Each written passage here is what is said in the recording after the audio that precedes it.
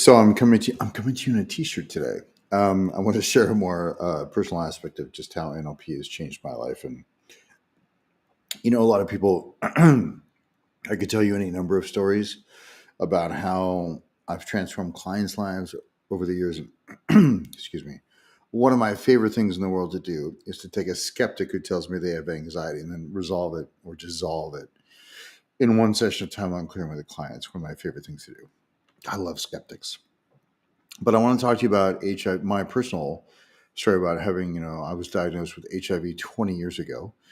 And then AIDS, which is a certain classification about 6 years ago. And I always knew I was going to ride out the natural systems as long as possible.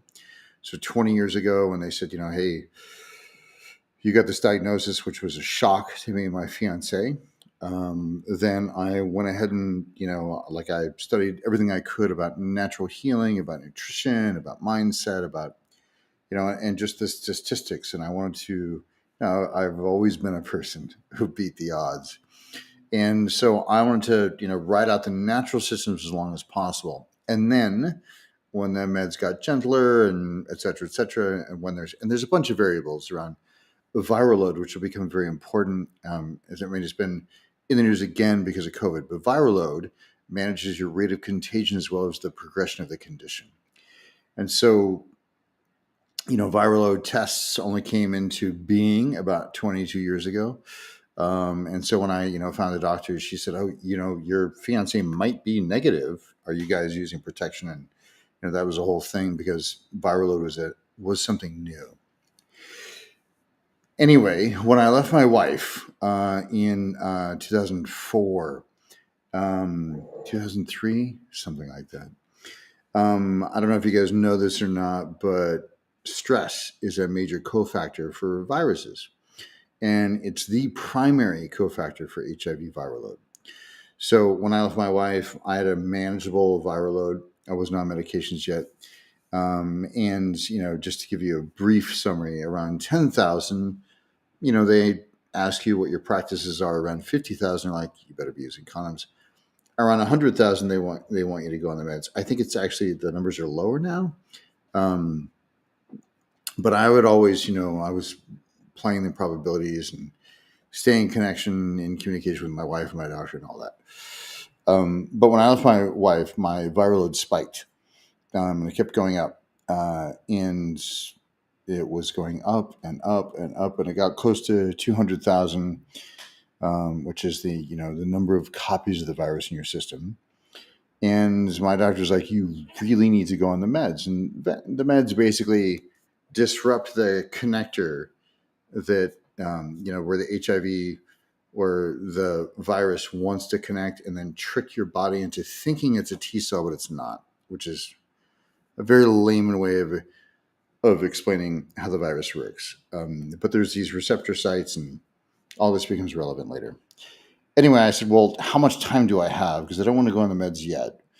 Do I have 6 months?" She said, "Of course."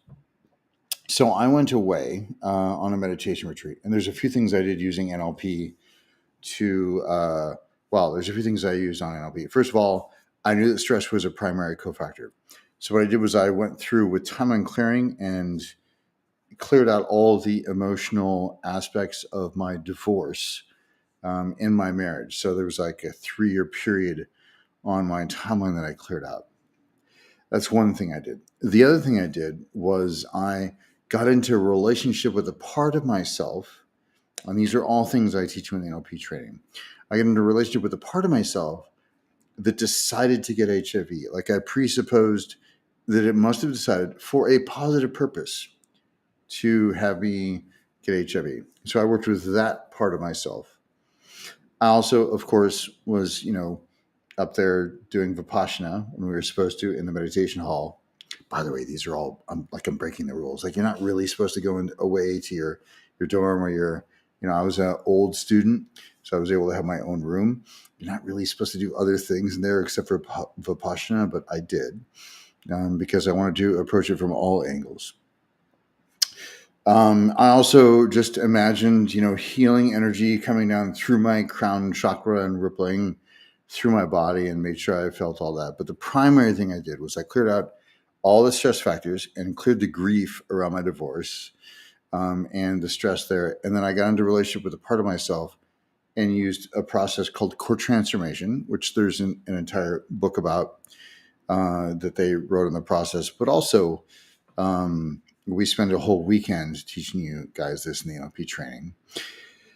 So after 6 weeks of being up there, I came back down, took another blood test, and the nurse said, "Well, I see your medications are working well." And I was like, "What do you mean I'm not on medications?" She said, "Well, your viral load's 376," and I said, "No zeros?" Like, so I took it from 180,000 down to 376, in 6 weeks of using the same kind of mental approaches, perspectives, technologies, and really things that have a somatic impact. Obviously, I have the blood tests to prove it. Now, I eventually did go on medications, 10 years later, but it allowed me to ride out the natural systems far longer than, and my doctors have called me a medical miracle on more than one occasion. Now, I'm not saying like I am on antiretrovirals, have been for 5 or 6 years. I support that, but that was a complicated decision. That's not the conversation. This isn't a Western versus Eastern, or this is all right, here's the impact that I had using NLP on myself to reduce the HIV viral load in my blood. And, I have the medical tests to prove it. So I went from 130,000 or 180,000 copies of the virus in my blood down to 376. Now, I eventually went on the meds for lots of reasons. One was my T cells, I could never seem to get them up, and they usually they do this like the stock market. Mine just continually went down. We don't know why. Doesn't matter. But despite all the juicing and despite all the, at some point after 15 years, I went, all right, I had a good run. It's also a very different conversation to have with a woman, that undetectable, which means not transmittable. So, in many ways, I did it to protect others. But that's a whole other conversation. The point is, using timeline clearing as well as parts work, I was able to radically reduce the number of copies of a life-threatening virus in my own body. And these are things that we teach you in the NLP training. I'm going to continue to share. Normally I share like my entire life story when I lead a training. Some of you know it, some of you don't. This is one little snippet. And of course, I found NLP in prison. Somebody handed me life, handed me a book called Awaken the Giant Within. That transformed my life when I was 19 years old. So the kind of belief changes, the kind of all sorts of things. And so that approach, I just, I became my own practitioner. It's like, all right, what do I need to do to stay healthy?